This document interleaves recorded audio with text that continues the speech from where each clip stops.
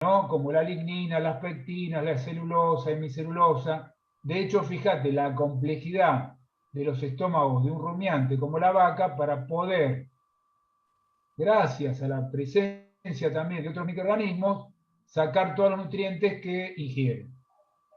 En cambio, si pasamos al nivel siguiente, desde los carnívoros, que sería este caso, por más que es un insecto, nos encontramos que los que comen carne la asimilan mucho mejor. O sea, los animales que comen carne se asimilan mucho más, se desperdician mucho menos que lo que come un herbívoro. Y entonces la eficiencia de asimilación que relaciona lo que asimiló respecto a lo que comió, lo que ingirió, es mayor. Acuérdense que en la medida en que uno va subiendo en los niveles tróficos, la cantidad de energía total va disminuyendo, la disponible total, ¿sí? Porque entró una cantidad cierta fija por fotosíntesis y cada nivel trófico utiliza parte de eso en respiración para mantenerse. Con lo cual la cantidad de energía que va quedando para el final es cada vez más baja, con lo cual el imperativo evolutivo, lo vamos a ver en todo caso, a lo mejor lo podemos retomar con evolución, pero eh, hay una cierta necesidad de hacerse más eficiente. Hacerte más eficiente paga cuando la energía es poca. Cuando la energía es muchísima, como la energía del sol, ser extremadamente ineficiente no tiene ningún efecto. Por eso la eficiencia de la fotosíntesis es tan baja. ¿Es baja, es ineficiente la fotosíntesis? No, no es ineficiente. Es suficientemente eficiente. No tiene por qué. Fíjense que mantener un aparato fotosintético con todo lo que ustedes vieron que hay en un aparato fotosintético requiere de toda una aparatología de los tilacoides y las granas y la glucosa y todo lo que ustedes vieron de enzimas que intervienen, que no se los vamos a preguntar, pero saben que es una cosa compleja. Mantener eso es costoso. Si con el 1% me alcanza, ¿para qué gastar más? Si yo invierto más en algo que no me va a beneficiar, en realidad estoy perdiendo plata, ¿verdad? ¿Se entiende así? Ahora, en la medida en que vos avanzás en la cadena trófica y tenés cada vez menos energía disponible total, empieza a pagar ser más eficiente. Esta es una de las razones. Empieza a ser conveniente. Gracias, Carlos. Lautaro. Kimi había levantado la mano. No, que era justamente sobre la eficiencia de los fotosintetizadores, porque era tan baja y usted acaba de explicar. Yo pensaba que era por la amplitud de onda o del espectro visible, que era una parte como muy poca de todo el espectro, pero no. No, en realidad la razón es que si eso es suficiente, ¿por qué más? Porque es como decirte, a ver, yo voy a manejar por el Obelisco. ¿Me conviene gastar en unos Ferrari o me compro un autito chiquitito, un 4K? El 4K me conviene infinitamente más, porque cuesta infinitamente menos y me va a dar el mismo servicio. ¿Sí? ¿Se entiende un poco la diferencia? En evolución, aquello que yo invierto de más y no me sirve de nada, va en contra. Ya lo vamos a ver cuando veamos evolución en un rato. Kimei, no, digo que la eficiencia de asimilación para las plantas se considera ya respecto a la energía fotosintéticamente activa, o sea que ya la longitud de onda que no son activas fotosintéticamente, que la planta no puede absorber, no están consideradas. Así que, pero bueno, tiene que ver obviamente con que la cantidad de energía es tan abundante que obviamente, digamos, la evolución no orientó a una mayor captación de energía solar. O sea que sería el 1% del espectro visible. Claro, ¿sí? Claro. Eso es la eficiencia de asimilación, sí. Ok. ¿Podría explicar algo de los ejercicios, profe? Yo me trabé en el 5. ¿Me recordás? Porque no los tengo a mano. A ver. ¿Ejercicios cuáles? Del PowerPoint, antes de las preguntas. Antes de las preguntas. PowerPoint de la unidad 2. Si me decís, yo lo tengo abierto. Si me sí, decís, de ¿cuál? César. Sí, o sea, ¿te acordás cuál diapositiva? Las estoy buscando y no me acuerdo. Las últimas, creo que la 34. 34, 33, 34. 37 creo que es. 37. 37. Ah, sí, sí. Bueno, En el 5 que Juan, trabaste. ¿En Sí, cuál el que- 5. dice, la siguiente tabla muestra valores representativos del flujo de energía en una selva y un bosque. Ese. ¿Ese querés? Sí, profe. Bueno, y te dice, calcule para cada comunidad. Porque la idea también es decir, que acá no está puesto, con estos valores, qué comunidad corresponde al bosque, o bosque implantado. Un bosque, cuando hablamos de un bosque implantado, es que han talado lo que había antes, implantó un bosque para producir madera, pulpa de celulosa, generalmente una sola especie, como puede ser pino, eucalipto, ¿sí? Que además tiene que ver bastante con el tema de las pasteras, así que no es un tema menor, ¿no? Y el conflicto que tuvimos inclusive con Uruguay. Bueno, más allá de esto, les dice el problema, calcule la tasa y el tiempo de renovación, la respiración autotrófica y la respiración de las comunidades. Bueno, y les da, fíjense, que para calcular la tasa de renovación necesitamos la producción primaria neta, la producción primaria de las plantas, y la biomasa de las plantas. En el cuadro nos da solamente la biomasa vegetal y nos da también el dato de la producción primaria bruta. La producción, o sea, todo lo que es por fotosíntesis fijar las plantas verdes. Pero, y abajo te da un dato que dice que la producción primaria neta es, por ejemplo, para la comunidad 1, la producción primaria neta en la comunidad 1 es el 61,5% de la producción primaria bruta. El resto sería lo que respiró. Entonces, si multiplico 12.200, le saco el 61,5%, me da la producción primaria neta. ¿Sí? Esto me va a dar algo así como, no sé, 7.000, una cosa así, ¿no? Sí, 7.503. ¿no? Ahí está. Claro, perfecto. Entonces, si después la producción primaria neta la divido por la biomasa, obtengo la tasa de renovación. Si hago 1 sobre la tasa de renovación, me da el tiempo de renovación. O si divido la biomasa, divido la producción primaria neta.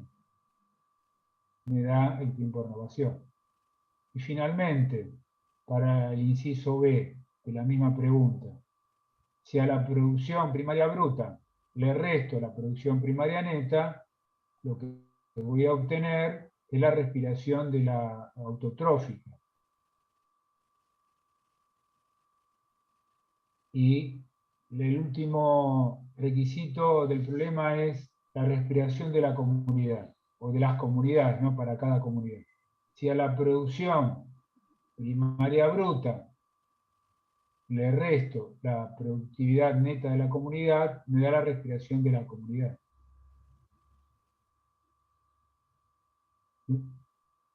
Hasta ahí, bueno, yo fui rápido, pero ustedes díganme, volvemos a empezar Está bien, de profe, vuelta. está bien. ¿El resto les parece que está bien o...? Sí, profe, porque yo al principio había sacado la tasa de renovación con los datos que teníamos, pero de comunidad, y cuando fui a corregir me había dado cuenta que lo había sacado tasa de renovación de la comunidad y no de específica de los autótrofos, o de Claro, la producción primaria. claro, porque viste que la biomasa es de las plantas, entonces tenés que estar la productividad de las plantas. Pero, a ver, ¿todos lo entendieron eso? A ver, el que no, yo quiero escuchar el que me diga no entendí nada. Claro, ¿quién tuvo la suerte de no entender? Así se lo explicamos. Profe, a mí al principio No, no entendí tampoco. no me había entendido tampoco. ¿Y ahora? ¿Y ahora? O... Yo no entendí nada tampoco. ¿Quién habló? Bueno. ¿Quién habló? ¿Quién es que no entiende nada de nada? ¿Quién tuvo la suerte? Mateo. Sí, acá. Bueno, Mateo, ¿qué? ¿Empezamos de vuelta? Bueno, vamos Dale, sí. Muchas gracias. a ver, para que lo encuentre de vuelta. ¿Dónde estamos? ¿Quieren que comparto la pantalla si lo ven todos? Dale. Bueno, profe. Bueno, acá lo ven el problema. ¿Se ve bien? Sí, sí. Sí, se ve bien, profe. Bueno. A ver. Obviamente tenemos que tener a mano algunas fórmulas. ¿Qué fórmulas necesitamos? Bueno, una de las fórmulas que necesitamos es la que relaciona la producción primaria bruta con la respiración de las plantas y la producción primaria neta.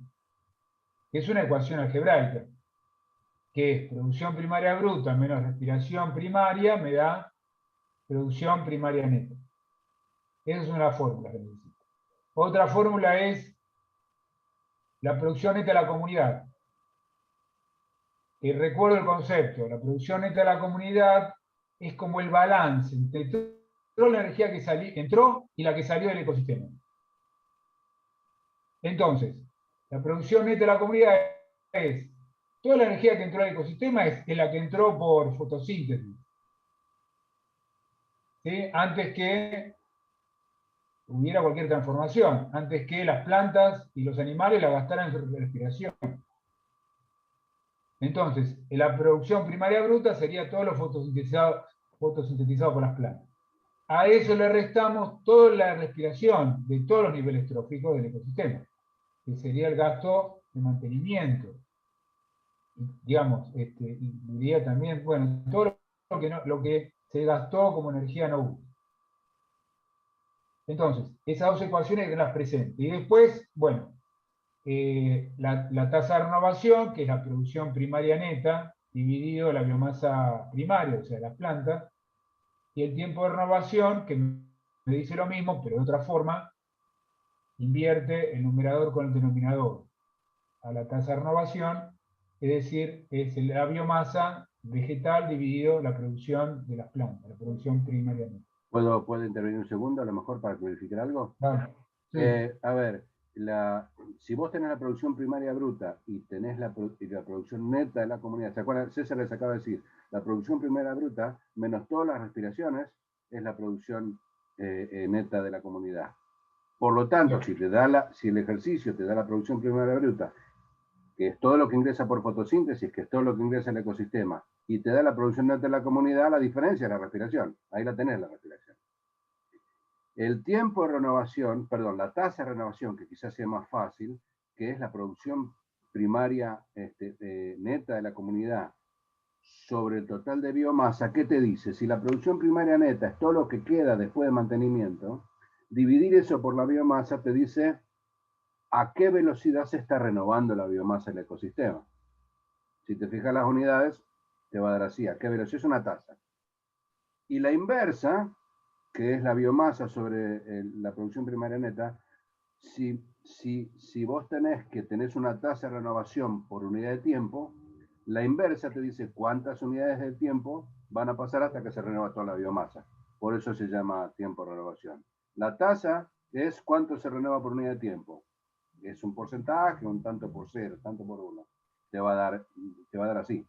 Y si lo das vuelta, si esto es cuánto se renueva por unidad de tiempo, esto es cuántas unidades de tiempo van a pasar hasta que se renueva toda. Por eso es tiempo de renovación.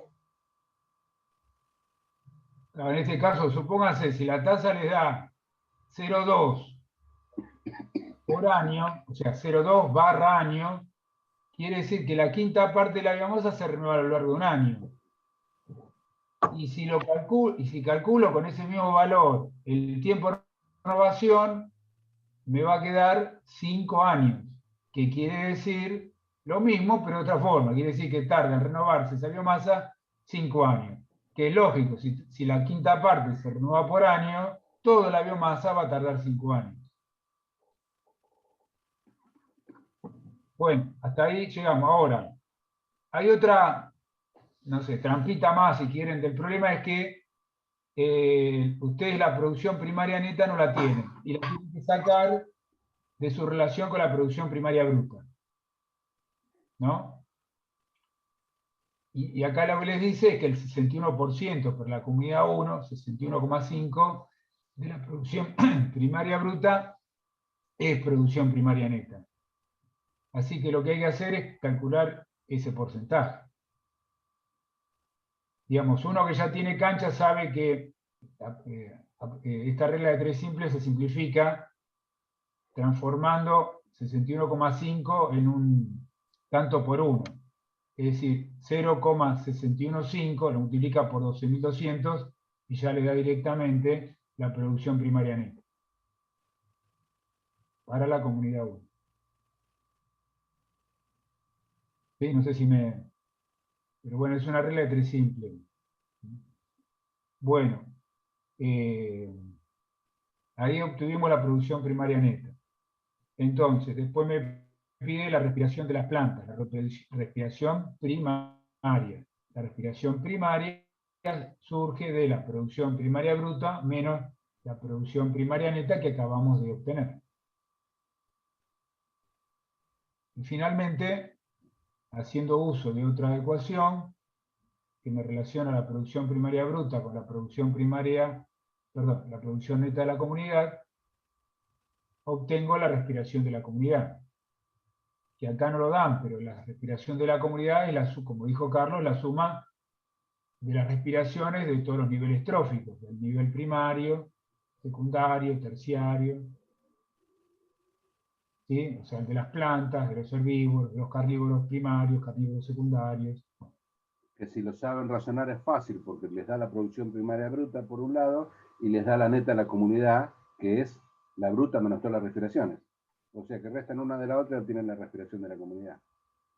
Todo esto está pensado para que se den cuenta que producción bruta es igual a producción neta más la respiración, o producción neta es la bruta es la neta más la respiración. Esa igualdad tiene un montón de consecuencias detrás que son a veces difíciles de entender. No son difíciles de entender, pero una vez que uno entiende cómo funciona esa suma o esa resta, como lo planteen, ese problema que está ahí delante es realmente fácil. Porque tienen 3 cosas nada más. Producción bruta, producción neta y respiración. Y la respiración está compuesta por un montón de respiraciones pequeñas, pero la bruta es la única. ¿Sí? Es todo lo que anda por fotosíntesis. Entonces, este problema está pensado para que tengan que darle vuelta en la cabeza a las cosas.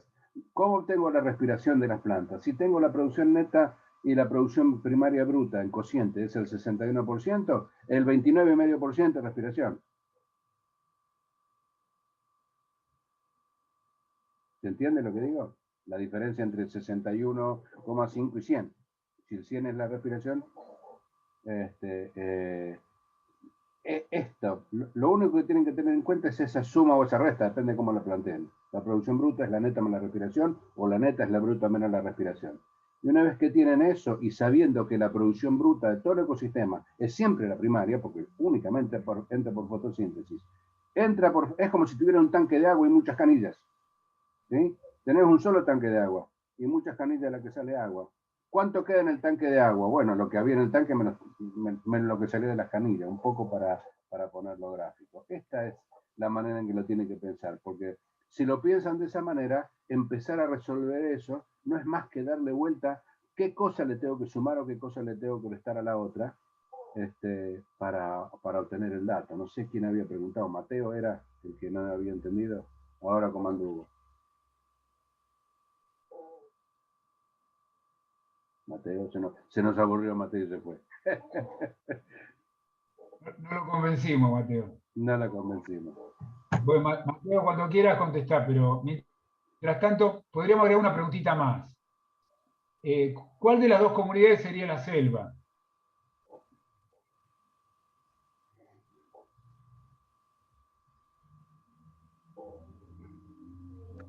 ¿A 2?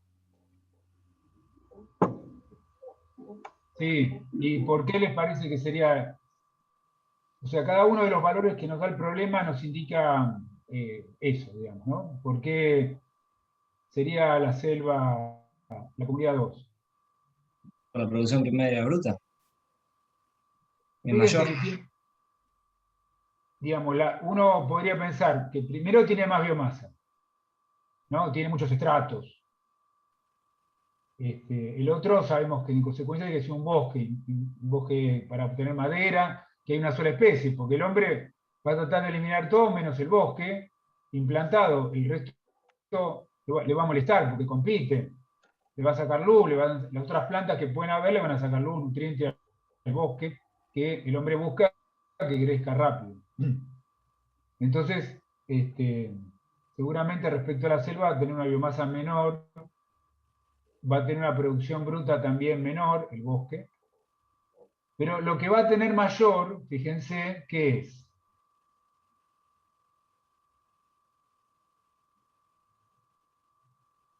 El bosque implantado por el hombre, en uno de los parámetros estos que está en el problema, es mayor que en la selva. ¿Cuál es? La biomasa vegetal. No. ¿Cuál es la biomasa vegetal del bosque implantado? Dijimos que la comunidad 2 sería la selva. PNC. Por eso digo, en principio la comunidad 2, porque tiene más biomasa y porque realiza más fotosíntesis, porque tiene más extractos vegetales, ¿sí? Tiene hierbas, tiene lianas, tiene árboles de alto tamaño, tiene arbustos, es más diversa. Y tiene mayor seguramente entonces capacidad de absorber fotosíntesis. Posiblemente esté todo el cielo cubierto de hojas, inclusive las plantas que están en el suelo no recibirán nada de luz. Digamos, esa diversidad vegetal también implica una mayor, posiblemente, capacidad fotosintética.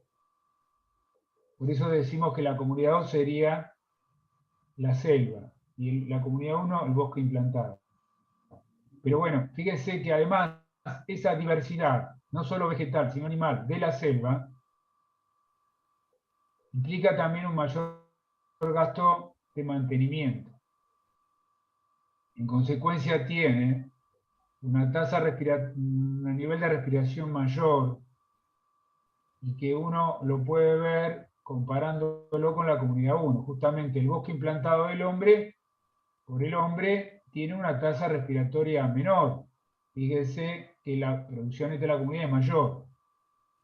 Entonces el hombre trata de maximizar, digamos, el destino de la energía en lo que quiere cosechar. Madera, pulpa de celulosa. Entonces se elimina todo aquello que pueda competir o consumir lo que el hombre desea cosechar. Otras plantas, insectos, animales.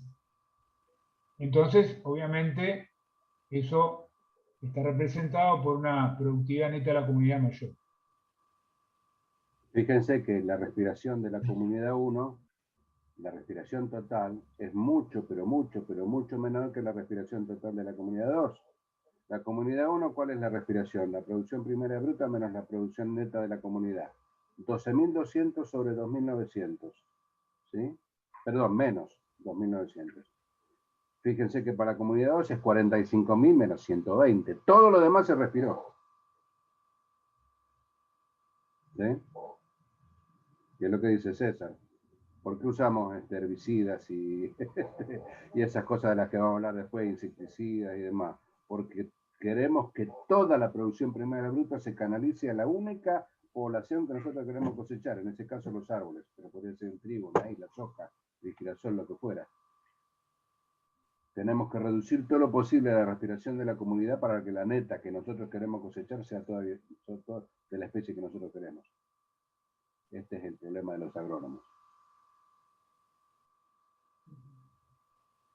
Profe, yo tuve una duda con el problema siguiente, que el 6 no lo pude plantear, no sé muy bien por qué no lo pude plantear, digamos, pero no lo pude plantear. No sé si ¿Este que podría... estamos viendo acá? Sí.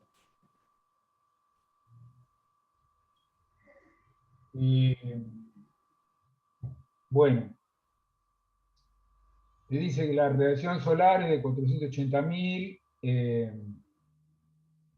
la eficiencia de consumo del 50% y de asimilación del 1%. Es decir, de toda la radiación solar disponible, el bosque puede absorber la mitad que correspondería al espectro de luz visible.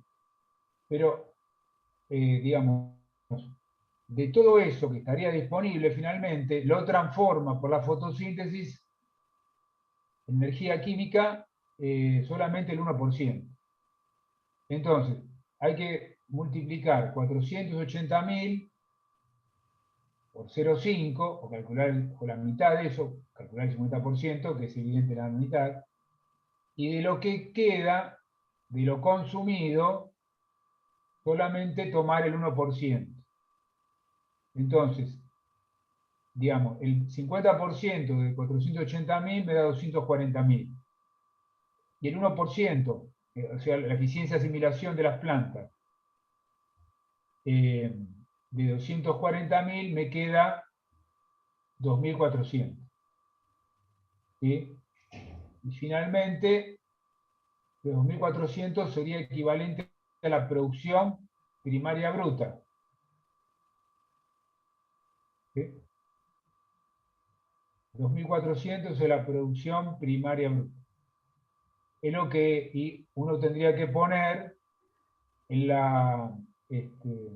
la segunda columna de la segunda fila. ¿Está bien? Dice producción bruta, nivel trófico 1, ese sería el valor ahí. Después me da, ¿sí?, la eficiencia de crecimiento. Aunque no lo dice tan textualmente, pero dice el crecimiento, bueno, dice, sí, la eficiencia de crecimiento es 60%. Quiere decir que de todo lo que asimiló la planta, o sea, que para la planta el término equivaldría a la energía que acumuló químicamente, gastó en su propia respiración el 40%, y el resto pasó a ser producción primaria neta. Entonces, si yo multiplico 2.400 por 0,6, o calculo el 60% de 2.400, me da la producción primaria neta. La diferencia entre la producción primaria neta y la producción primaria bruta me da la respiración de las plantas, la respiración primaria. ¿Sí? Acuérdense que la fórmula es producción primaria bruta menos respiración primaria, o de las plantas, o de los autótrofos, es igual a la producción primaria neta. Ahí está, profe, gracias. No lo había pensado así como un porcentaje. Claro. Y después, para completar esta tabla, en la tercera y la cuarta fila, digamos, correspondiente a la producción neta, es decir, lo que hay que hacer simplemente es, en cada nivel trófico, restarle la respiración a la producción bruta de ese nivel. Y eso me da la producción neta. O sea, el segundo nivel trófico son los herbívoros. La producción bruta sería lo que asimilaron, ¿no? O sea, estamos hablando acá de un animal que de todo lo que comió pudo absorber a nivel de gastrointestinal 900, ¿qué unidades tenemos acá? Kilocalorías metro cuadrado año. Fíjense que la energía siempre la seguimos presentando en la misma unidad, por más que sea energía solar, energía química, energía de las plantas, usamos siempre las mismas unidades. Y a eso le restamos también en las mismas unidades, ¿no? Porque no podemos restar cosas con diferentes unidades. Me queda la producción secundaria neta, que sería el segundo nivel trófico. Y después el tercer nivel trófico serían los carnívoros. O sea, los que comieron, los que se alimentaron de los herbívoros.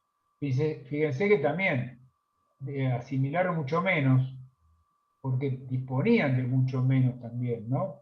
Aunque su eficiencia propia de asimilación es mayor que la de los herbívoros. Porque fíjense que habría que calcular acá las eficiencias, pero seguramente digamos, bueno, si hacemos la cuenta, 80 menos 60 me queda la producción neta, ¿no? De los carnívoros. La producción neta de los carnívoros, si la divido por la producción bruta de los carnívoros, o sea, del nivel trófico, me va a dar seguramente mayor que la eficiencia de crecimiento de crecimiento de los herbívoros, ¿sí? O sea, si divido 20 de 80 y lo comparo con la producción neta de los herbívoros, tendría que ser superior. Si no es superior, es porque pusimos mal los datos acá, pero la idea es que tendría que ser superior. Porque estoy haciendo la cuenta mentalmente, me parece que no da bien esto. Me parece que me está dando menos. Sí, un poquito menos parece, sí. Hacia Me da un poquito menos. Así que estaría, porque me parece que me queda 25% en el tercer nivel trófico y un 33% en el segundo. Bueno, ahí pusimos, el ejemplo lo pusimos con mal. Bueno, de todas maneras no es una regla de oro, ¿no? Sí, En seguro. general. Pero bueno, para fijar el concepto, elegimos un ejemplo malo. Y después la otra parte es con la producción neta, producción primaria neta, la de las plantas, calcular la tasa de renovación y el tiempo, ¿no? Eso lo logramos dividiendo la producción primaria neta dividido la biomasa de las plantas.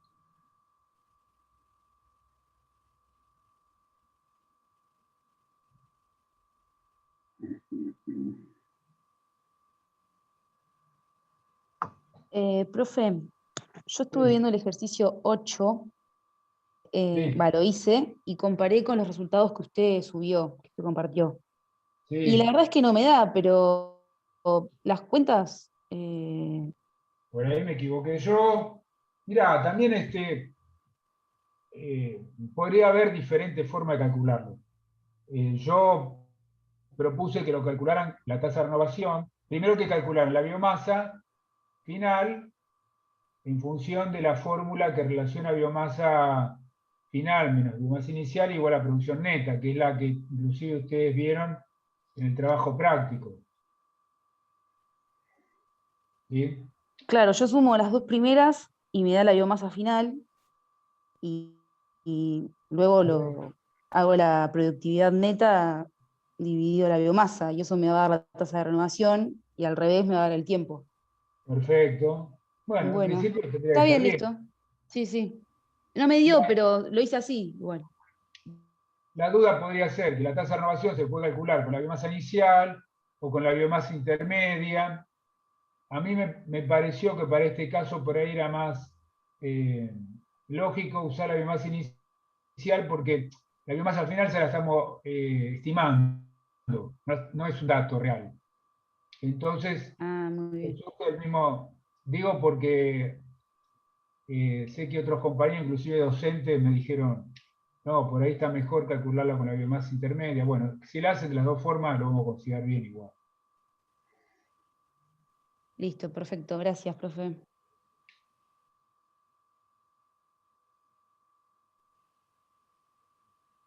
Acá Franco pregunta si la biomasa final... ¡Ah! Se me fue. Perdón. Si la biomasa... ¿Qué preguntó? Si la biomasa final divide la biomasa inicial es la tasa de renovación. Biomasa final menos biomasa inicial, eso es producción. Sí. Eso se acuerda de producción neta, es lo que ustedes vieron bueno, para calcular producción, ¿no? Sobre todo en ecosistemas terrestres, pero en este caso también lo aplicaron para calcular la biomasa del fitoplancton, que son pequeñas algas en general que constituyen, bueno, los productores en un ecosistema acuático.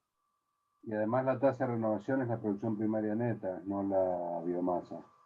No sé si eso te aclara. Producción primaria neta sobre biomasa. Vos tenés biomasa y tenés que calcular la ppm. que la ppn viene de cuál es la biomasa inicial y la biomasa final. Lo demás es respiración, ¿no? No sé si confundido más. Ah, Mateo se había ido, pobre.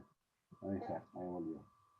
Sí, recuerden que la biomasa tiene diferentes unidades respecto a la producción. En la producción, es síntesis o variación de biomasa e incluye el tiempo. La biomasa es un dato como estático, puntual, que me habla de la cantidad de productores que tengo. ¿Sí? Es un dato como de densidad, ¿no? Biomasa o peso por unidad de superficie, o en este caso podría ser de volumen también.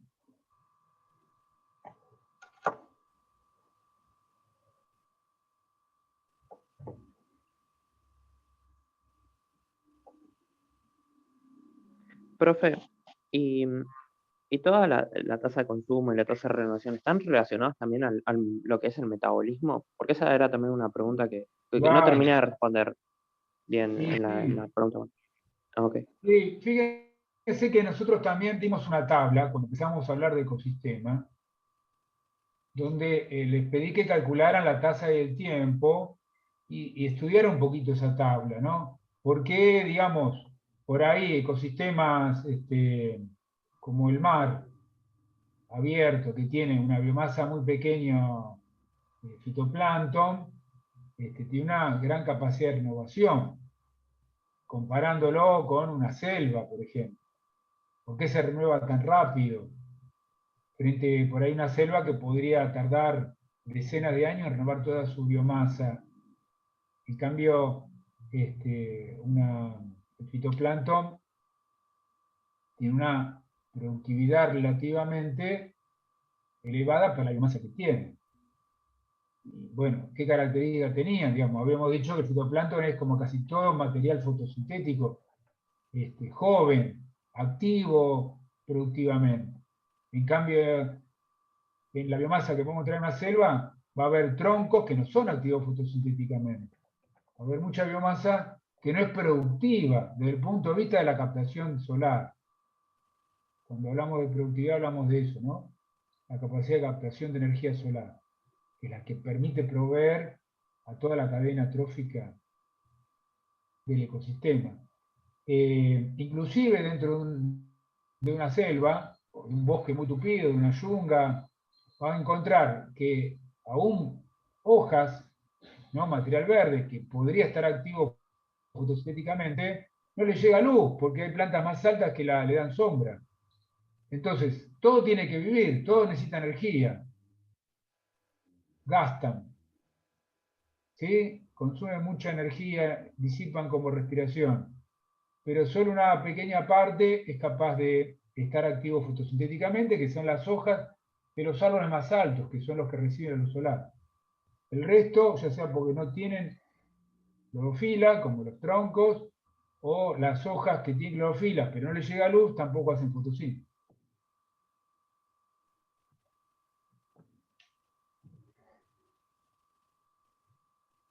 Ok, gracias, profe. ¿Puedo hacer una última pregunta con respecto al problema número 3? Cuando hice todas las cuentitas para sacar la productividad mensual, ¿por qué la última me da 0? Capaz que yo tengo un error conceptual o algo de eso que no comprendí todavía. Porque puede ser que vos vayas al campo y la variabilidad siempre es grande, te encuentres que 0 no porque desapareció la biomasa, sino que por ahí se murió, o sea, puede haber producción, pero se secó, desapareció, vino un herbívoro y se lo comió. Entonces te da negativo. Pero bueno, digamos, se supone que la producción es síntesis de nueva materia orgánica. Si no encontrás un valor superior, le asignás un valor 0 arbitrariamente. Bueno. Igual, profe, eso era por el tema de que hacía mucho calor, que mismamente lo pregunta el problema, ¿no?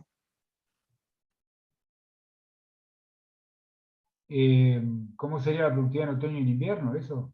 ¿Qué? No, porque ella preguntó a lo último, me parece. Porque al último le va a 0. Claro, entre el 30 de diciembre. Estamos en verano.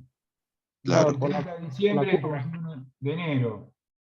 Claro, ahí le da negativo, tanto la biomasa aérea como subterránea, y posiblemente, bueno, el calor en sí, digamos, generalmente en verano lo que encontramos como limitante es la falta de agua.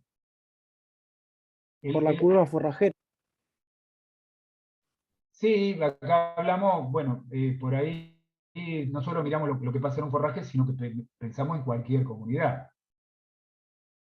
Bueno, acá sería... No, estoy mirando qué dijimos, ¿qué es esto? ¿Un forraje? Bueno. No especifica, parece. Bueno, supongamos que es un forraje, podría ser un pastizal, no necesariamente que puede estar destinado a la alimentación animal, está bien, puede ser implantado por el hombre o puede ser un pastizal natural. Generalmente, digamos, la producción de estas comunidades de pastizales tiene limitaciones en verano por la falta de agua, relacionado con las altas temperaturas. La falta de agua a veces no es porque llueve menos, ¿no? Porque en general en verano llueve bastante, lo que ocurre es que también la demanda atmosférica de agua es alta. Entonces, la disponibilidad que tienen las plantas de agua es limitada por eso. Hay mucha evaporación, evapotranspiración, y entonces queda menos agua disponible. Y en invierno, bueno, pueden ser las bajas temperaturas, lo que limita el crecimiento de las plantas, porque afecta, por ejemplo, directamente a las enzimas, que a muy baja temperatura también se afecta.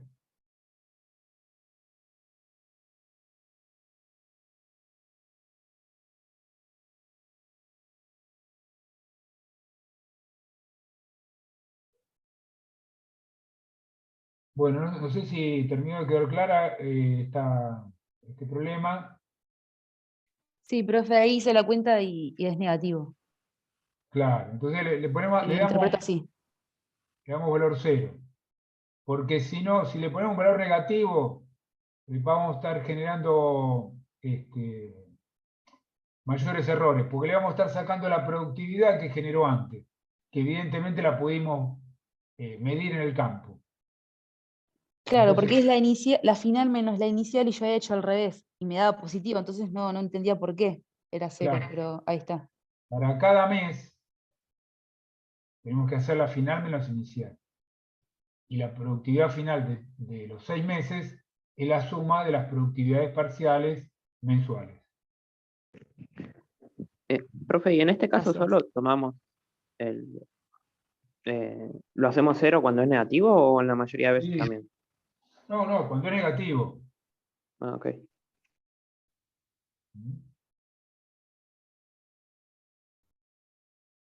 Porque estamos en una situación de desconocimiento de alguna forma, porque digamos, puede ser que haya, digamos, salvo que esto esté muy controlado, bueno, al lugar tiene acceso cualquier herbívoro, pequeño o grande. Entonces por ahí la planta produjo, pero se lo comieron en el medio.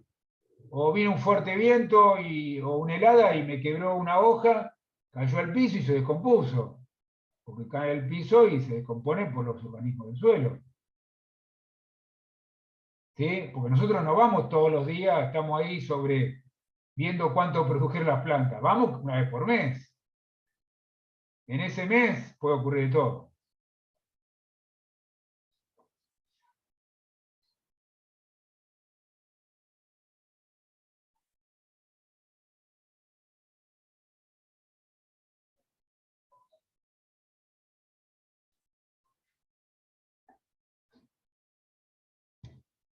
Bueno, ¿alguna pregunta más por ahí del cuestionario de la guía de estudio? O, bueno, de los problemas, lo que ustedes crean conveniente. Y Y después vamos a empezar a hablar de la unidad 3 de evolución. ¿Sería molestia, profe, explicar los problemas que quedan brevemente? Bueno, ¿y cuál? A ver, este lo vimos. En principio quedaría el 7. ¿Está bien? Sí, creo que los otros eran gráficos. Bueno, recuerden también que yo por correo interno lo envié los resultados de este problema. Digo, porque si algo no se entiende, hay que remitirse a ese correo. ¿Ese correo lo recibieron todos?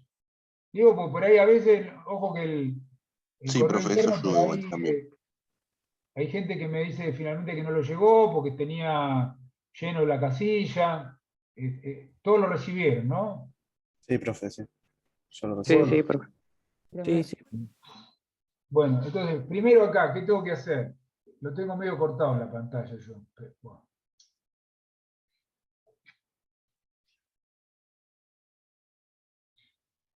Bueno, lo tengo, no sé las preguntas que dice. ¿Alguien tiene la pregunta a mano? ¿Qué dice el problema? ¿Del 7, profe? Sí, no, lo que yo llego a ver hasta araña, pero después lo que está abajo no lo veo. Bueno, en principio lo que sí recuerdo es que hay que calcular las eficiencias, ¿no? Y asimilación y decrecimiento para, bueno, dice el enunciado del problema, para los 3 niveles tróficos de una comunidad. Y luego explicar las diferencias entre los niveles tróficos y los valores de la eficiencia, asimilación y decrecimiento. Entonces, acá tenemos, digamos, en principio estamos en el segundo nivel trófico, que serían los herbívoros. Podríamos pensar que las arañas constituyen un tercer nivel trófico. Y finalmente los pájaros, que pensemos que para simplificar las cosas se comen solo las arañas. Ustedes saben que en realidad en los ecosistemas no hay solo una cadena trófica, sino hay una red trófica que nos complicaría las cuentas. Pero, por ejemplo, seguramente los pájaros no comen solo arañas, sino también comen insectos. A los fines de simplificar las cuentas, consideramos que las arañas solo comen insectos y los pájaros solo comen arañas. Entonces, otra cosita que podemos tener en cuenta.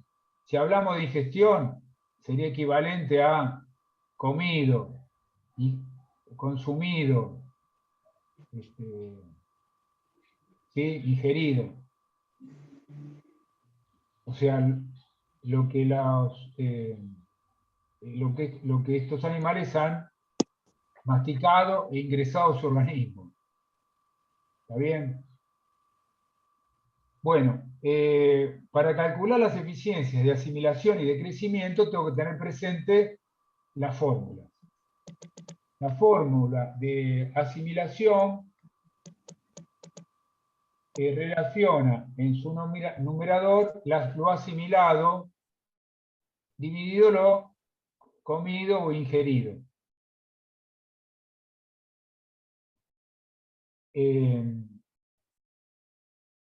En este caso, sabemos también que asimilado equivale a producción bruta de ese nivel trófico. Y la otra eficiencia y la otra fórmula, para el caso de la eficiencia de crecimiento, lo que relacionamos es el crecimiento o producción neta de ese nivel trófico respecto al asimilado o la producción bruta de ese nivel trófico. Bien, entonces, lo que conviene acá es incluir dentro de la tabla los valores de asimilado, producción bruta, y de crecimiento, producción neta, que surgen de simplemente ecuaciones algebraicas a partir de los datos que me da la tabla. Es decir, si yo a lo consumido, lo ingerido, le resto lo no asimilado, me va a dar lo asimilado. ¿Sí? O sea, entre las dos primeras columnas yo puedo obtener lo asimilado. Finalmente, con el dato asimilado, si le resto lo asimilado lo respirado, me queda crecimiento o producción neta. Si obtengo entonces, por diferencias simples, esos valores, finalmente puedo agregar dos columnas más, que es la eficiencia de asimilación y la eficiencia de crecimiento, que son cocientes, que no van a tener unidades y que van a surgir para cada nivel trófico, bueno, de las fórmulas que antes mencioné, que anteriormente mencioné. Así que bueno, yo ahora no tengo la mano los resultados, no sé si alguno lo tiene del correo. Profe, del 7, ¿verdad? Del 7. Coeficiente de asimilación de insectos 0,4, de crecimiento 0,66, de arañas 0,8, de crecimiento 0,3, de pájaros de asimilación 0,8 y de crecimiento 0,04. Claro.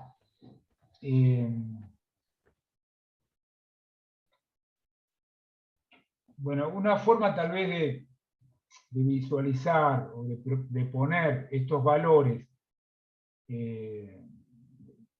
para facilitar el entendimiento sería pasarlo a porcentaje. Entonces, por ahí 0,04, si uno lo expresa multiplicado por 100 en porcentaje, me da 4%, ¿no? Me estaría dando que de toda la energía que asimiló, solamente quedó para crecimiento, como producción neta, un 4%, o sea que gastó mucho en su propio mantenimiento.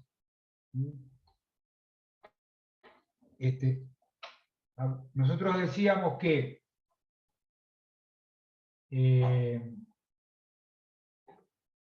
la eficiencia de crecimiento está muy relacionado con 3 factores.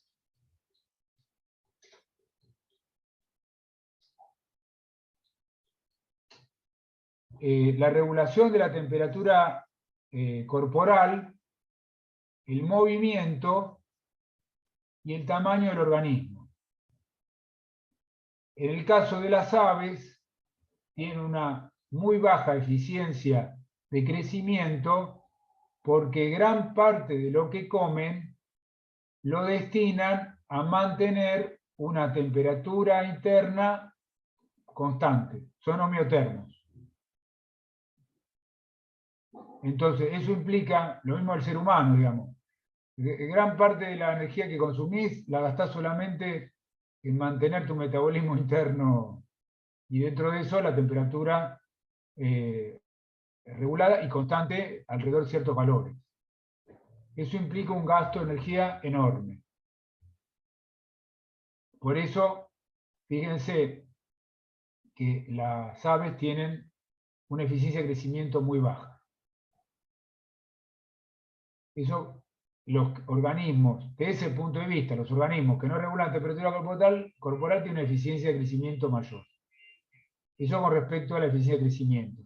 Con respecto a la eficiencia de asimilación, lo explicamos antes, tiene que ver, bueno, en parte de la forma evolutiva que lo explicó Carlos, y concretamente tiene que ver con lo que comen. En general, los carnívoros son más eficientes porque comen cosas que son más fácilmente digeribles y asimilables que los herbívoros.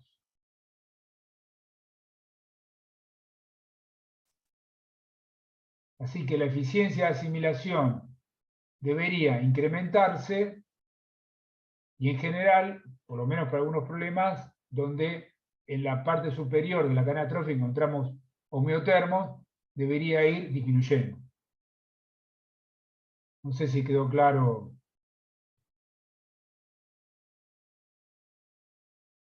La explicación de por qué la eficiencia de asimilación debería crecer, perfecto, y la de crecimiento debería ir disminuyendo.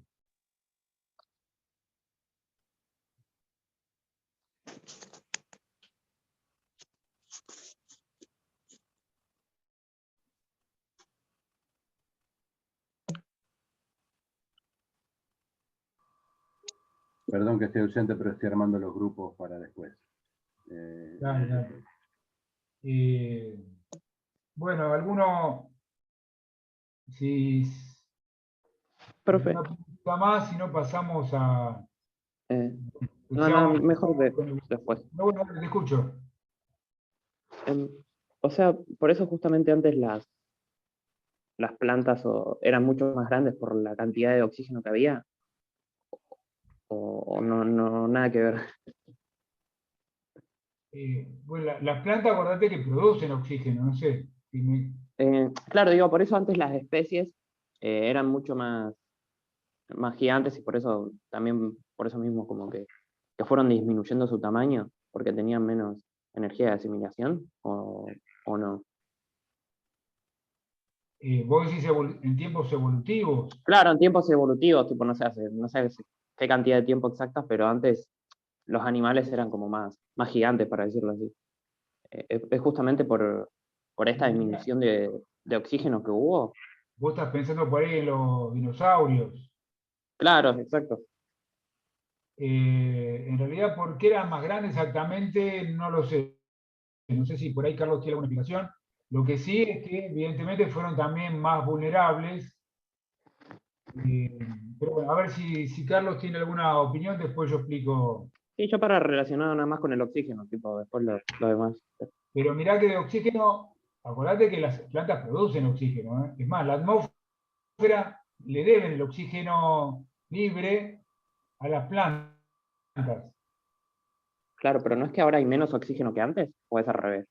No, hay más oxígeno. Ok, ahora entendí.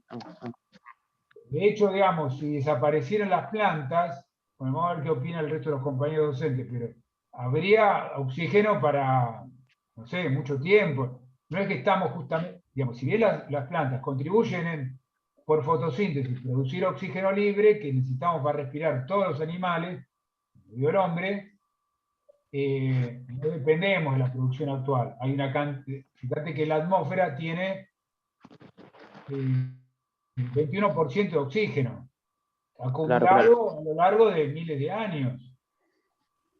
Sí, había entendido mal. Ok, gracias.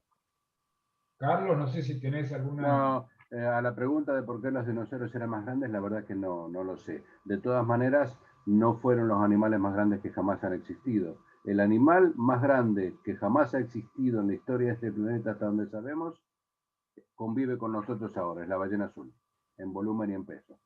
La ballena azul es más grande que cualquier dinosaurio que sepamos que haya existido. Ahora, ¿por qué el gigantismo de los dinosaurios?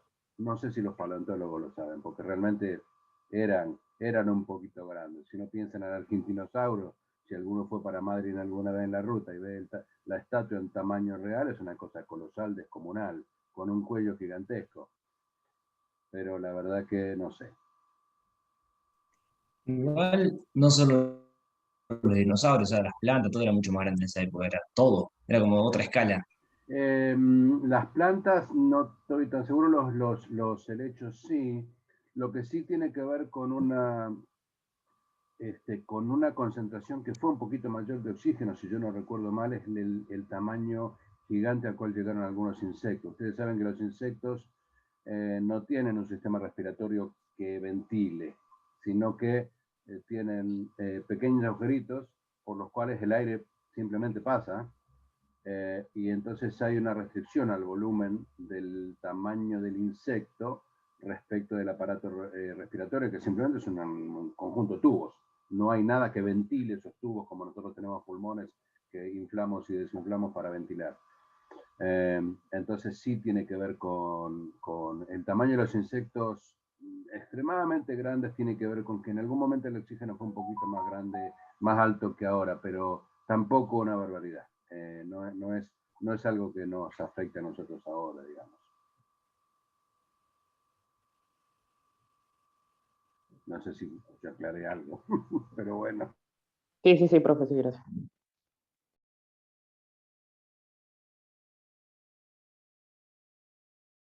Bueno, voy a compartir pantalla con un nuevo tema. Si ustedes me lo permiten, si no hay ninguna duda. Estamos viendo la pantalla que dice evolución biológica. Sí, profe. Sí, profe. Bueno, a ver, me voy a fijar una cosita. Me está tapando la parte de abajo, pero bueno.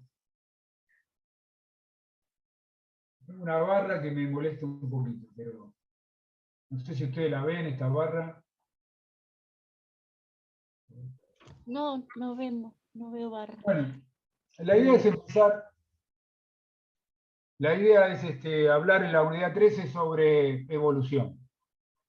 ¿Y qué es evolución? Bueno, es una palabra que usa todo el mundo en cualquier contexto ya hoy, ¿no? Y generalmente uno lo relaciona con el cambio.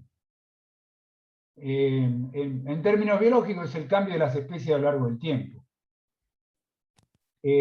Todas las formas de vida que conocemos hoy, desde las bacterias hasta el hombre, con los virus no nos vamos a meter, pero por lo menos de las simples bacterias hasta el hombre, tienen antepasados comunes, ancestros comunes, ¿sí? Más recientes o anteriores. Pero en definitiva, la vida surgió de unos pocos organismos, que no nos vamos a meter en explicar, y se fue diversificando y dando lugar a todas las formas de vida, a todas las especies que conocemos hoy, que son millones. ¿Sí? Están registradas, identificadas 2 o 3 millones, pero algunos suponen que hay 12 millones de especies diferentes. Y posiblemente a lo largo de la historia de la vida sobre la Tierra, que ya tiene unos cuantos años, ¿sí? Algo así como 3.700 millones de años, hubo muchas más especies que gran parte de ellas desaparecieron. Como el caso de los dinosaurios, ¿no? Que desaparecieron hace unos 60 millones de años, con causas aún todavía no del todo explicadas. Algunos dicen que fue simplemente el cambio gradual en las condiciones climáticas de la que soportaba la Tierra en ese momento. Otros dicen que fue el impacto de un meteorito, de un asteroide. Otros creen que la causa fue repetidas erupciones volcánicas. ¿Sí? Bueno, tanto digamos, las diferentes formas de vida están relacionadas con este proceso que llamamos evolución biológica y que tenemos un señor que fue uno de los primeros que lo supo describir y que además nos incluyó al ser humano dentro de este proceso de evolución biológica, que fue Charles Darwin. Por lo menos fue el que lo escribió, lo registró. Obviamente las ideas de Charles Darwin tienen que ver también con una época propia donde circulaban estos conceptos previos a él. Ya creo que el abuelo de Charles Darwin, Erasmus Darwin, hablaba de evolución. Había geólogos como Lyell, que hablaba también de evolución orgánica. Bueno, y muchos otros. Pero tal vez fue el que... Sí. Perdón. ¿Lamarck apareció después de Darwin? No me acuerdo. ¿O antes? En realidad Lamarck es un poquito antes, pero uno suele contrastar el mecanismo de evolución por selección natural de Darwin con la idea de evolución de Lamarck. Bueno, ahora vamos a ver, vamos a ir rápido, ustedes me van cortando, lo vamos haciendo un poco más ameno, pero vamos a contar un poquito sobre la historia del pensamiento en ese momento y quienes contribuyeron a entender la evolución biológica por selección natural, cómo finalmente lo sistematiza y lo enuncia Darwin con la colaboración de Wallace.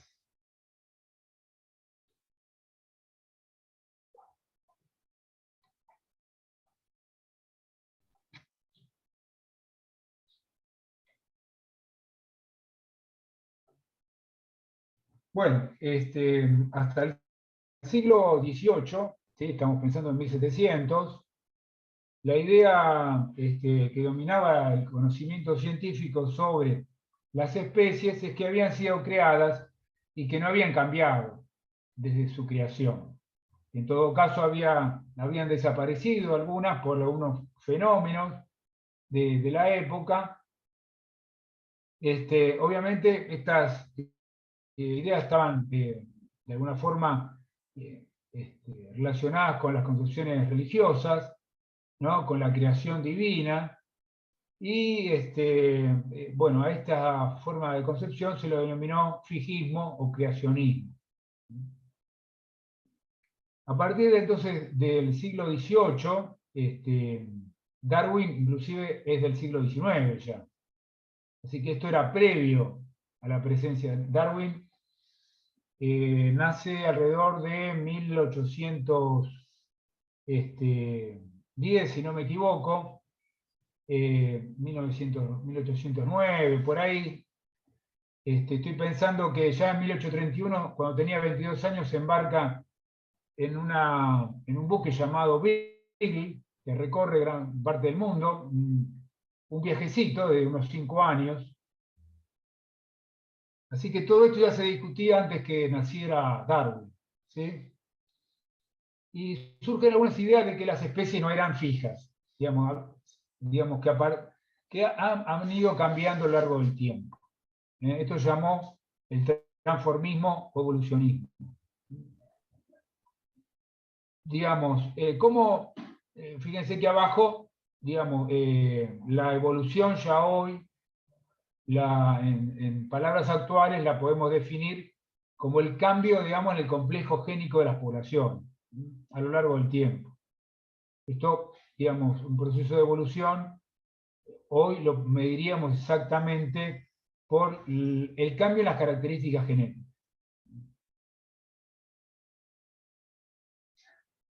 Bueno, lo cierto es que para esta idea de evolución, de cambio en las especies, han contribuido también aquellos que no creían en la evolución. Como el caso de Linneo y de Cuvier. Linneo fue una de las personas más importantes en botánica porque creó la nomenclatura binomial. Este tipo de nomenclatura le asigna a las especies un nombre compuesto por 2 palabras de origen latino, ¿sí? Como puede ser Prunus persica, que es el nombre del durazno. Entonces, la primera parte... Profe, disculpe. Sí. No sé si soy yo o no puedo ver su pantalla, puede ser que sea mi wifi también, pero... No, yo tampoco, profe. Nada. Yo tampoco puedo ver. Yo solo veo evolución biológica. Yo estoy viendo una pantalla que dice las ideas previas. No, evolución biológica no. dice nada más. Ah, dice evolución biológica. Dice evolución biológica, profe. Sí, perdón, tiene razón, yo estaba con otra cosa porque estoy armando los grupos, pero nunca cambió de la primera diapositiva que dice evolución biológica. Capaz que si salís y entras de vuelta a compartir. A ver, vamos a empezar. Bueno, vamos a salir de vuelta. Yo ya había cambiado, yo estaba mirando otra diapositiva que era la siguiente. Bueno, vamos de vuelta.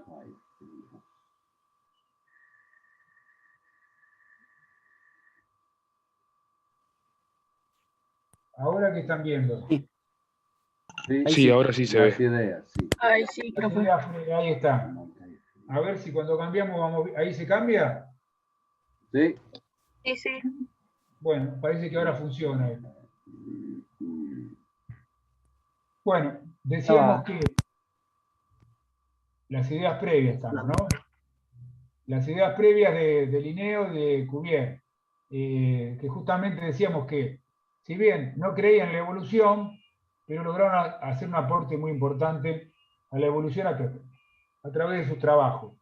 Linneo en la clasificación, en la sistematización, en nombrar, además con una forma inequívoca para todo el mundo, a una misma especie, evitando los nombres locales, las diferencias de lenguaje, ¿sí? Porque seguramente a las plantas, no sé, puede haber nombres vulgares que cambian no digo de un país a un país por el lenguaje, sino hasta de un barrio a otro, de una provincia a otra, seguro.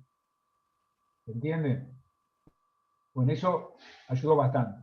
Y otro también que contribuyó por sus estudios de anatomía fue Cuvier, porque llevaron a pensar las semejanzas que hacía entre los estudios comparados de anatomía, que había antecesores comunes. Digamos, permitió a los evolucionistas trazar líneas evolutivas, líneas filogenéticas, que permitían relacionar a semejantes con sus antecesores comunes. Bueno, y también podemos, bueno, valorar el aporte, fíjense, de Lamarck y de Buffon. Buffon estudiaba los registros fósiles y, digamos, llegó a postular que había transformaciones, viendo esos registros fósiles, en las especies que habían existido. Y había ciertas relaciones que permitían pensar que había organismos que derivaban de otros. Y finalmente llegamos a Lamarck. Lamarck, ven que es un poquito más joven que Darwin. Muere en 1829, cuando para mí Darwin debería tener, no sé, no llegaba a 20 años, calculo. Pero de alguna forma suelen ser contrapuestas las ideas de Lamarck con las de Darwin. Primero porque coinciden. Lamarck también habla de evolución. La diferencia es el mecanismo evolutivo que postulaban ambos. Obviamente, el tiempo y la comunidad científica le ha dado la razón a Darwin, cuyos postulados aún siguen siendo muy valorados en la actualidad. No voy a detallar nada más porque después tengo un ejemplo, tengo una diapositiva que habla exactamente de eso. Pero bueno, lo que podemos adelantar acá es que Lamarck hablaba del uso y el desuso de las partes, de los órganos, ¿sí? Y que esas características adquiridas por una determinada generación podía ser transmitida a través de la herencia a sus descendientes, lo que llamaba la herencia de los caracteres adquiridos. Que seguramente, bueno, no fue lo que dijo Darwin, pero que también, no sé, de alguna forma está siendo puesto en duda con los estudios llamados de fenómenos epigenéticos, que están arriba de la genética, y que en algunos casos, si bien son estudios incipientes, han mostrado la incidencia del medio ambiente sobre la expresión de los genes, y que esa expresión de los genes se puede transmitir a sus descendientes. Bueno, vamos a volver al tema un poco después, para no confundirnos, pero dejamos abierto la posibilidad de no rechazar de plano todo lo que dijo Lamarck.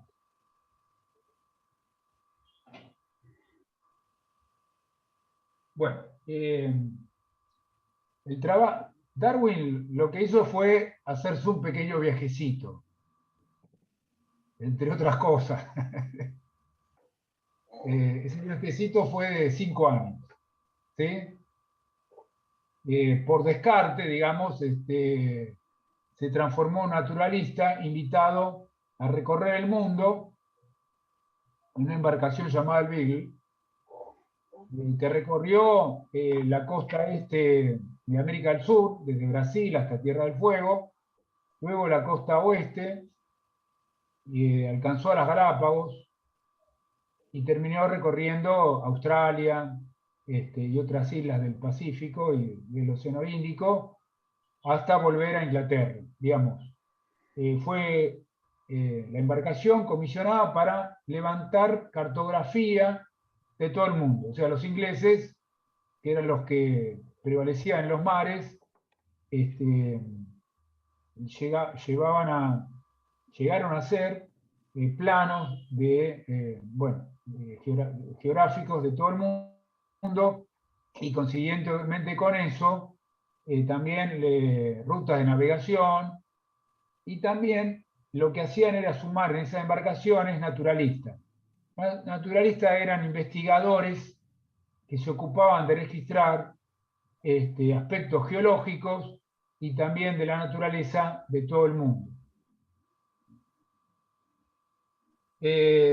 Darwin en realidad llegó por descarte a esa embarcación porque, digamos, los padres lo habían querido destinar a que sea un médico, como su papá, pero aparentemente luego de estar presente en una operación algo grave, salió corriendo.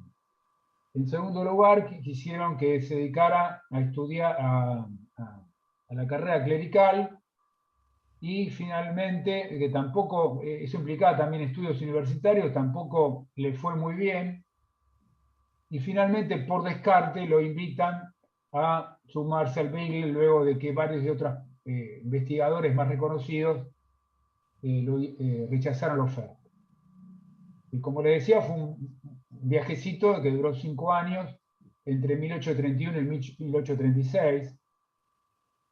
Darwin se suma ahí con 22 años.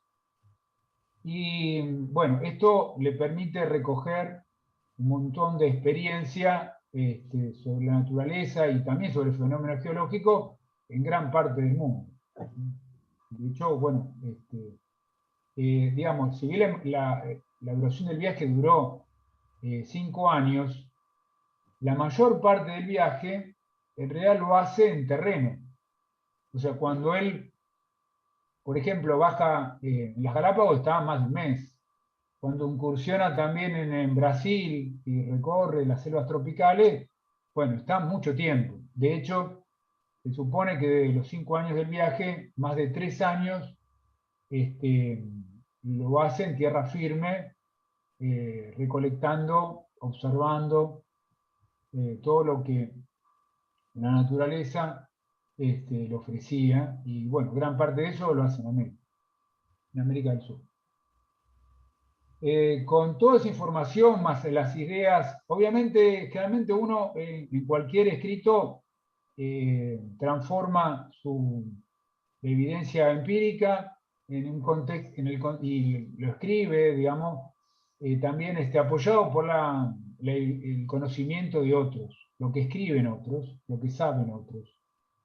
En su, finalmente, mecanismo de evolución natural por selección natural, tiene muy en cuenta otros trabajos, como ser el de Tomás Malthus, que relaciona el crecimiento de la población humana, en este caso por Malthus, con la disponibilidad de recursos. ¿Sí? Después vamos a terminar de cerrar la idea, pero digamos, lo que quiero hacer notar es que digamos, el trabajo experimental de Darwin también se nutrió del trabajo de muchas otras personas a través de las lecturas que hizo Darwin de esos investigadores, de esos autores, de esos escritores. Bueno, ¿qué nos dice Darwin? Luego de concluidos esos viajes y de haber publicado sus obras en 1859, en un libro que se llamó Acerca del origen de las especies. Bueno, lo que dice es, en forma resumida, lo que ustedes están viendo en esta diapositiva, que el mundo evoluciona, tanto desde el punto de vista natural como geológico, en diferentes escalas de tiempo. Que las especies van cambiando. ¿Sí? Hay especies que se extinguen y otras que aparecen nuevas. El proceso de cambio de especie evolutivo es lento. ¿Sí?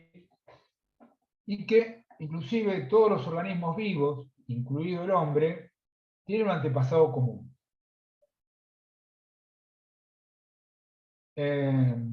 La evolución, él explica a través de 2 factores fundamentales, que es la variabilidad. Este va a ser un concepto clave, inclusive hoy, o sobre todo en este momento, donde gran cantidad de especies desaparecen de la mano, especialmente del incremento de la frontera agropecuaria, y que este tema es clave, la variabilidad. Y el otro factor que establece Darwin, que es la selección natural. Y ahora vamos a terminar de explicar las próximas diapositivas que dan vuelta. Vamos a ver qué dice. Exacto, estas son las palabras de Darwin. cómo explica la teoría de la evolución según Darwin. Y como vamos a ver después, prácticamente este enunciado tiene que ver con los postulados de Malthus sobre las limitaciones del crecimiento de la población humana en función de la disponibilidad de alimentos, entre otras cosas. Darwin decía entonces, ¿no?, que en cada generación se producen más individuos de los que pueden sobrevivir, y los que sobreviven tuvieron que afrontar una lucha por la existencia. ¿En qué consiste esa lucha por la existencia? Bueno, digamos, en la lucha por las condiciones materiales, alimento, espacio, que deben llevar a cabo estos individuos con organismos de la propia especie y también de otras especies. Finalmente, él entiende que aquellos que tengan alguna ventaja frente al resto son los que más probabilidades van a tener de sobrevivir y reproducir. Es decir, que las condiciones materiales, el medio ambiente va a permitir que aquellos que tengan alguna ventaja sobrevivan y transmitan sus características a los descendientes, eliminando también aquellos organismos que tengan alguna desventaja para ese ambiente en esta lucha por la sobrevivencia. Bueno, como Darwin mismo reconoce,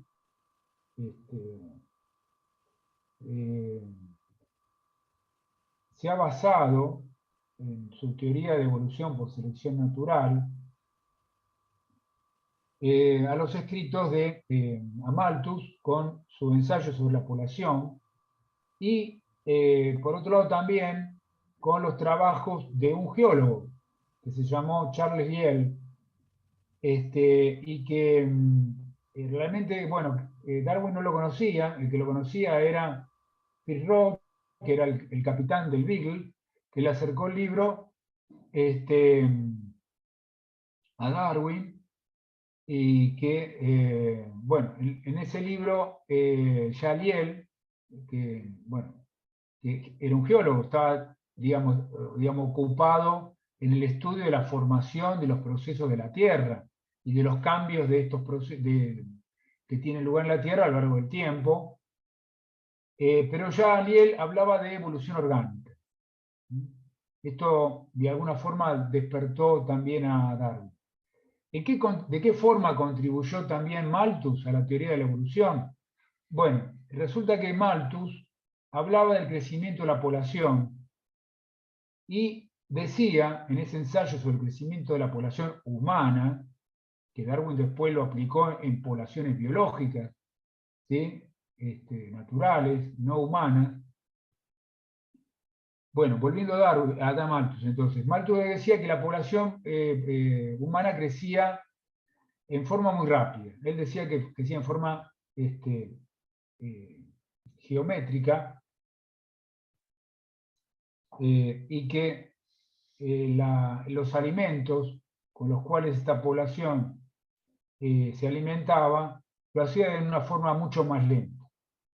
De modo tal que existiría una serie de factores como la alimentación, como las guerras o como las enfermedades que limitarían el crecimiento de la población humana.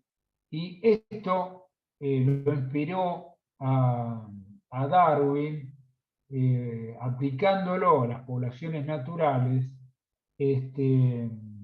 para explicar la regulación de las poblaciones, el cambio en las poblaciones naturales por selección natural, ¿no? En la selección natural él encontraba los factores, las limitaciones que podían tener las poblaciones en su crecimiento. En esos Profe, esto tiene que ver sí, con la competencia, digamos, y ahí se produce la lucha. claro, eso tenía que ver con la competencia pero también con todo tipo de mecanismos también biológicos y no biológicos. Tenía que ver con la depredación, con lo que podían comer, o con limitaciones también que podían estar relacionadas con factores no biológicos, temperaturas, no sé, disponibilidad de agua, todo tenía que ver con la selección natural.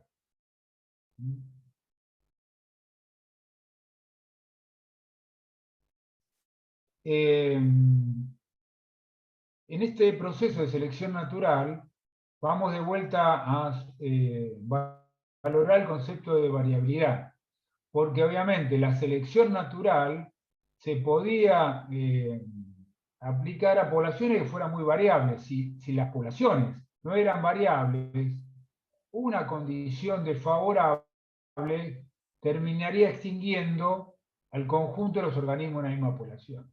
Justamente la variación era lo que permitía dentro de una población que algunos fueran más aptos y pudieran sobrevivir ante determinadas condiciones ambientales y otros se podrían considerar para esas mismas condiciones en menores desfavorables y o morían antes de reproducirse o tal vez las limitaciones del ambiente harían que transmitan a las próximas generaciones caracteres en menor proporción de aquellos que se encontraban en mejores condiciones.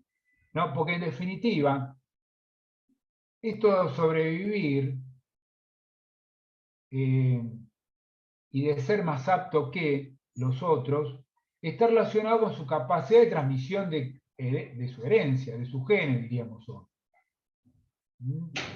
O sea, ¿quiénes son los que triunfan desde el punto de vista evolutivo? Aquellos que logran transmitir mayor proporción de genes a la descendencia. Esos serían los que triunfan en esa sobrevivencia. O sea, la mayor aptitud no es porque sean exactamente más fuertes, porque también tienen que ser más eficientes desde el punto de vista reproductivo. Si esa característica que portan, por más que sea heredable, pero no se transmite en mayor descendientes que la heredan, eso últimamente no sirve de nada. ¿Sí? O sea que, digamos, del punto de vista evolutivo, son más aptos aquellos que tienen cierta característica que además logran transmitirla a sus descendientes. Bueno, en este aspecto de la variabilidad, lo que encontramos es que Darwin, obviamente, sin el conocimiento actual de genética, no podía llegarlo a explicar, porque en ese momento se hablaba de la herencia mezclada. Entonces, por un lado, Darwin encontraba mucha variabilidad entre las poblaciones, que era la base de la selección natural. Pero por otro lado, él manejaba ese concepto de que la herencia era mezclada. Entonces, si la herencia era mezclada, la variabilidad que había en la generación anterior, los padres, se perdía en los hijos. Porque es como que el aporte genético o las características que se heredaban de los padres se fusionaba, se mezclaba en los hijos, de modo tal que el hijo tenía así como el promedio de las características de los padres. Entonces, bueno, eso hacía un poquito de ruido para poder explicar la gran variabilidad que presentaban las poblaciones y que era la base del mecanismo de evolución por selección natural.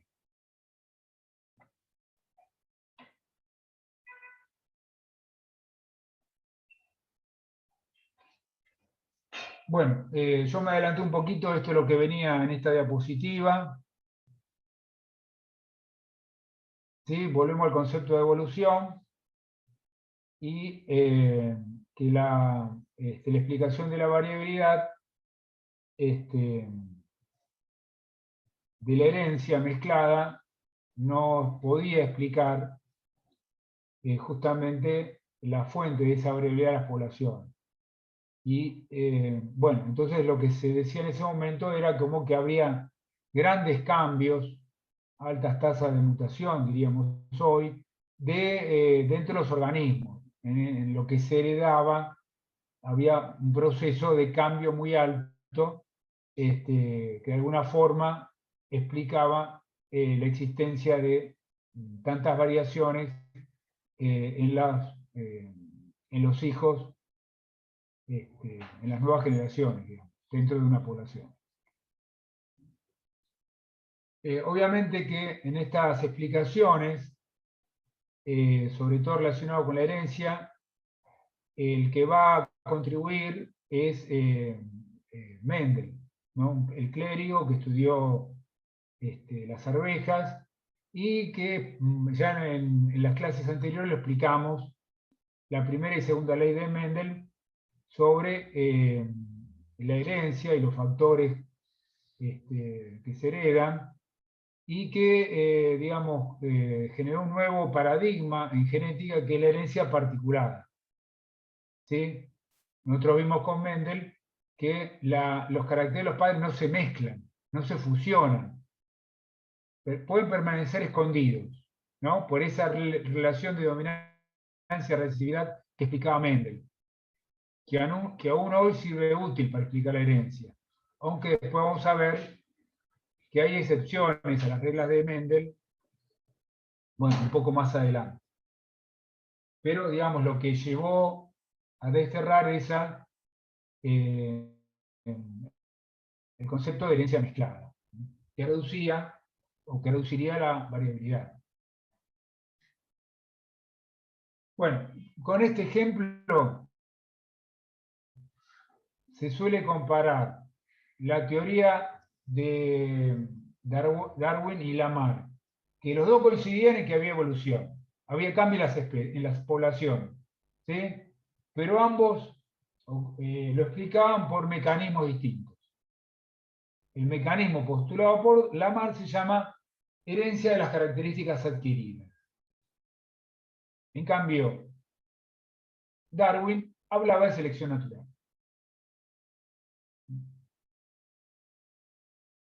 Es decir, Lamarck decía que ante un estímulo ambiental, en este caso sería que el alimento se encontraba disponible a grandes alturas, los organismos estiraban, en este caso las jirafas, estiraban su cuello. Y que ese estiramiento del cuello se heredaba. Lo que sabemos hoy que no se hereda, lo que no está en los genes no se hereda. Hasta podríamos admitir que podría ocurrir esto, de que las jirafas estiren o tengan un desarrollo del cuello un poquito mayor que otras que no tienen ese mismo estímulo. De hecho, uno puede encontrar dos seres humanos que tienen son monocigotas, gemelos, con una situación genética muy semejante, y sin embargo, uno podría tener una fisonomía, un fenotipo muy diferente. Por ejemplo, uno podría ser un gran atleta porque por convicción se cuidó, ejercitó, tuvo una dieta regular sana, una vida sana, no tomó alcohol, no fumaba, etc. Y el otro hermano, gemelo, monoclonal, lo más parecido genéticamente posible podamos imaginar, sea todo lo contrario, a pesar de que genéticamente tenía una semejanza muy alta.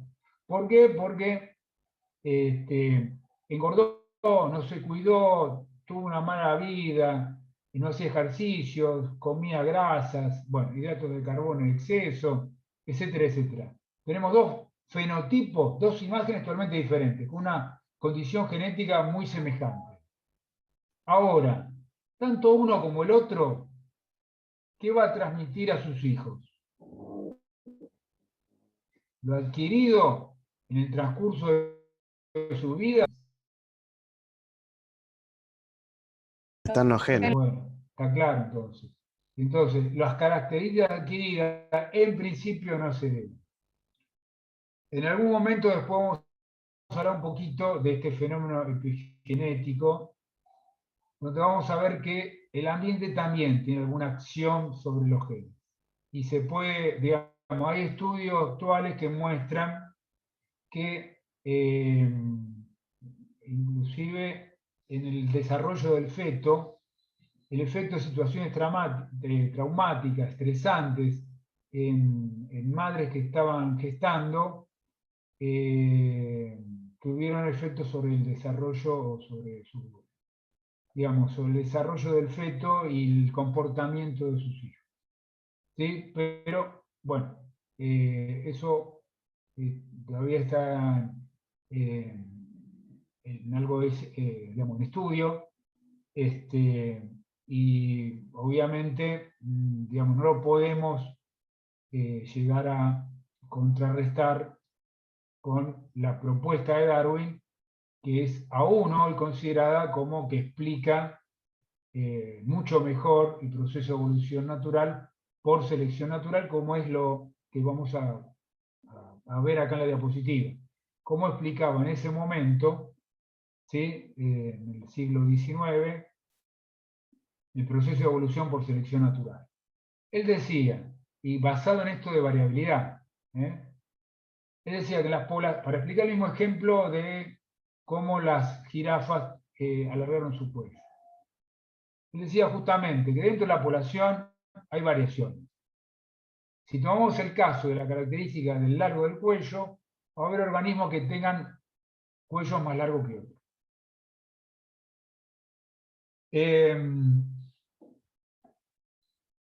Si el alimento justamente estaba disponible a grandes alturas, ¿quiénes podían acceder a ese alimento? Bueno, aquellas jirafas que tuvieran el cuello más largo. En consecuencia, si el alimento estuviera limitado por el largo del cuello, aquellas jirafas que tenían cuello más largo, ¿sí? Que no lo tuvieron porque el alimento estaba alto, lo tuvieron porque hay variación dentro de la población, digamos, y se produce, digamos, como sabemos hoy, y como explicamos en algún momento, al azar, no condicionada por la disponibilidad de alimentos. Bueno, en esa población entonces existen jirafas con cuello más largo y cuello más corto. Las que tienen el cuello más largo van a tener posibilidad de tener mayor disponibilidad de alimento, porque el alimento estaba disponible a la altura. Tal vez ir a buscar alimento en el suelo no era conveniente para, sobre todo las jirafas, que ya de por sí tenían un cuello largo, y por ahí las hacía más vulnerables ante depredadores, o las hacía más ineficientes en el momento de herbivorear, de pastizar. Entonces, las jirafas con cuello más largo tenían posibilidad de obtener más alimento, de nutrirse más, de alimentarse mejor. Con consiguiente, podían llegar a, si estaban más nutridas, mejor alimentadas, tener más descendientes, ¿sí? Inclusive podían tener una vida más larga, a lo largo del cual dejaran más hijos. Si esa característica del cuello más largo estaba en esos factores de la herencia, o lo que decimos los genes, ¿sí? En esa secuencia de ADN, es lo que iban a transmitir a sus descendientes. De modo tal que a lo largo de las generaciones, las jirafas que más hijos iban a dejar con esas características son las de cuello largo. Y, consiguientemente, a lo largo del tiempo, se iban a configurar nuevas poblaciones de jirafas mayoritariamente con cuello largo. Ya que, evidentemente, las de cuello corto representaban o presentaban una desventaja evolutiva que las iba a afectar a lo largo de las sucesivas generaciones.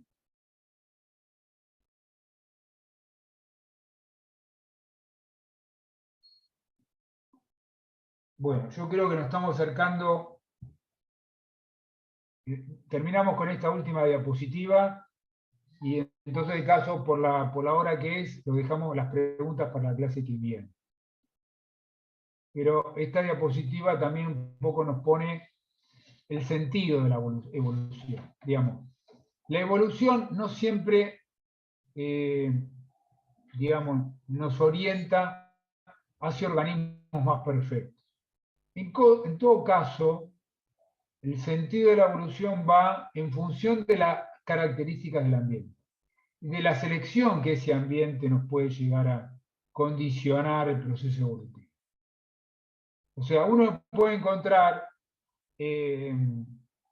la orientación, la línea de mejoramiento en las especies, que puede cambiar en función también de los cambios del ambiente.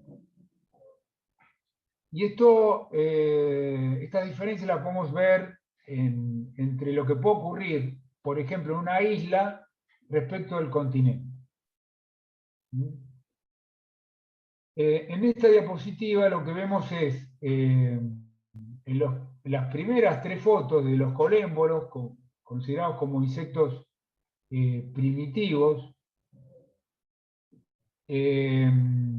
digamos, luego se los considera como más evolucionados insectos con ala, como podrían ser las libélulas, que tienen 2 pares de alas membranosas, ¿sí? Que esto le permite evidentemente escapar más fácilmente a los depredadores. Y más evolucionadas en esta línea de evolución de insectos, a los escarabajos, a los coleópteros, que no solo que pueden volar, sino además que tienen el primer par de alas que protegen al resto del cuerpo. Son coriáceas, llamadas élitros, duras. O sea, estos insectos, los coleópteros, se los considera más evolucionados porque tienen capacidad de volar, de escapar a sus depredadores, sino además tienen cierta protección que les permitiría defenderse de otro tipo de depredadores, por la presencia de ese par de alas llamadas élitros que dan protección. Sin embargo, esta secuencia evolutiva, que se da en gran parte del mundo, en los continentes, no se observa en islas que tienen otras condiciones ambientales, otro tipo de depredadores, otro mecanismo de selección natural. Y de hecho, por ejemplo, los insectos más evolucionados en ciertas islas, como la de Madeira, lo podemos encontrar con características semejantes a los escarabajos, los coleópteros, pero no tienen alas. Es decir, ante una presión selectiva donde no estaban presentes depredadores, por lo menos del tipo, y donde la presión o la selección natural no iba en el sentido de favorecer a los que tenían alas, la existencia de alas fue eliminada en la evolución. Y podemos encontrar, entonces, como organismos más evolucionados, para ese contexto, insectos sin alas.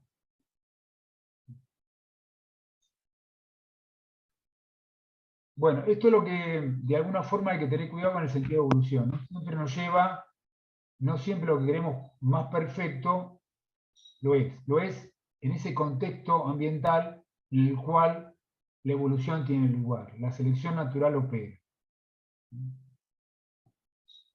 Bueno, yo dejaría acá y si hay alguna pregunta, ya estamos cerca de la 1. Bueno, una pregunta contestaríamos y el resto la dejamos para la próxima clase. Todavía tenemos varias clases de evolución, así que vamos a ir desarrollando a poco. Profe, o sea, entonces quiere decir que la especie se adapta a su ambiente y así evoluciona. Esto tampoco es obligatorio, ojo. De hecho, hubo un montón de especies que se extinguieron. No es un mandato esto de evolucionar, es una posibilidad. Y fíjense que la variación dentro de la población no busca evolucionar, es al azar.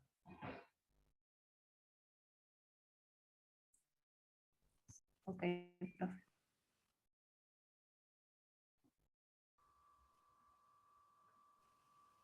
¿Para la grabación? ¿Querés comentar algo vos antes de ir terminando? No, en todo caso, la pregunta que hizo recién, no sé quién fue, sí, la la evolución, cuando ocurre, siempre ocurre como una adaptación a un ambiente particular, que es un poco lo que decía César. De hecho, Darwin en algún momento, creo que fue Darwin, decía que la evolución es una magnífica chapucera, porque la evolución ocurre con lo que está disponible. Entonces no terminamos. De hecho, Darwin, y esto es interesante, y con esto cierro pero de hecho Darwin se pasó mucho el tiempo fijándose no justamente en la perfección, sino en aquellas cosas que eran muy raras, ¿sí? El oído interno, por ejemplo. El oído interno para nosotros no sirve para el equilibrio, pero era parte de la mandíbula en reptiles primitivos, ¿sí? Los huesos del oído interno, esos que nos sirven para el equilibrio, en reptiles muy primitivos eran parte de la mandíbula. Entonces, la evolución trabaja con lo que tiene a mano y se adapta a una situación particular. Lo que decía César de las alas. Mantener alas es costoso, desde el punto de vista energético. Por lo tanto, tener alas es costoso. No solamente tenerlas, sino usarlas. Si las alas no sirven de nada, porque soy un bicho que vive bajo tierra, entonces es mejor no tener alas. Y la adaptación buena para esa situación es no tener alas. Ahora, si yo vivo afuera y soy un cazador como la libélula, tener alas es una adaptación muy buena. ¿Se entiende la diferencia? La adaptación es siempre a un ambiente en particular. Si el ambiente cambia, eso que era bueno antes puede que ahora ya no lo sea más. Y si el ambiente cambia, puede que una adaptación que antes era mala, ahora resulte mejor. Pero eso no se parece a lo que decía Lamarck de órganos que no se... Está buena la pregunta. A ver, en algún momento Darwin, no quiero confundirlo porque, a ver, Darwin fue cambiando en el tiempo. En algún momento Darwin también habló del uso y el desuso de los órganos. Lo que pasa es que cuando nosotros dejamos de usar el músculo se atrofia simplemente porque dejamos de usarlo nosotros. Pero si yo hago ejercicio, lo vuelvo a recuperar. Sería muy raro que no lo pudiera recuperar. No sé si a eso aquí me te referías. Pero no es que un órgano aparece porque lo necesito. Dale. Una cosita más clave. A ver. Ya cuando está en el feto de la madre, tiene casi todos los óvulos formados. O sea, lo que va a heredar a sus descendientes ya lo tiene el bebé, digamos, el feto en el vientre materno. Cuando es un feto, ya tenés los, no sé, 20.000, 30.000 óvulos que vas a poder usar durante todo el desarrollo de vida. Y eso es solo en tu vida. No afecta lo que vos le vas a dejar a tus descendientes.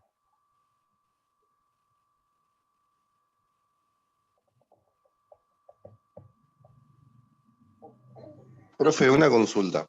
Si, por ejemplo, de cruzar dos plantas, alguna de las dos o las dos reciben cierto estrés, ¿se podría modificar su genética? ¿O los genes? Bueno, vamos a terminar acá porque si no se va a hacer muy larga, pero está buena la pregunta. Repetila la próxima. Y se nos va a complicar el día de hoy. Si no. Pero acordate y repetila la próxima, está bueno, sí. Dale, sí. Dejo de grabar entonces. Bueno, cortamos.